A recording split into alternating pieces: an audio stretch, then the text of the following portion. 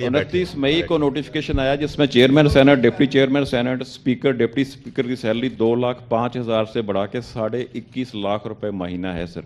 इसमें कोई बड़ी रकम इन्वॉल्व नहीं है शायद। लिया क्या अखलाकी तौर पे कोई जवाज़ है जहां एक तरफ 30,000 सैलरी नहीं मिलती किसी को, दूसरी तरफ एकदम 2,50,000 से बढ़ाकर 21.5 लाख रुपए बनती है sir.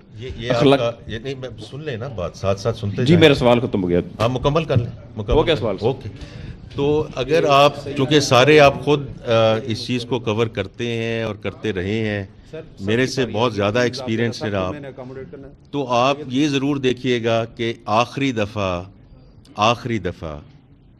whether it's ministers, whether it's state ministers, whether it's parliamentarians, उनकी सैलरीज को कब एडजस्ट किया गया था, ये ज़रूर देख लीजिए,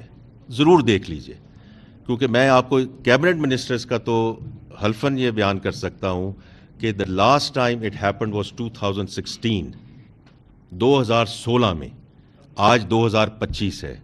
अगर हम आज, आप सर बात कर रहे थे कि गवर्नमेंट के मुलाजमीन, प्राइवेट सेक्टर मुलाजमीन, उनका 10% होना चाहिए, 15% होना चाहिए, 20% होना चाहिए, तो इन पार्लियामेंटेरियंस का भी अगर आप हर साल कम से कम, और कुछ नहीं तो थ्रू द साइकिल इन्फ्लेशन को अगर आप देखें 5, 5.5, 6%, 2016 में ये हुआ, आज 9। सर आप इसको, मैं कहूँगा काइंडली कि इसका CAGR निकाल लीजिए, आप मेरे से बहुत ज़्यादा समझदार हैं, कि अगर ये होता रहता तो फिर ये एकदम वाली बात ना होती। ये एकदम वाली बात उस वक्त होती है जब 9 साल से कुछ चीज़ ना हुई हो। ये है उस एकदम का जवाब जी।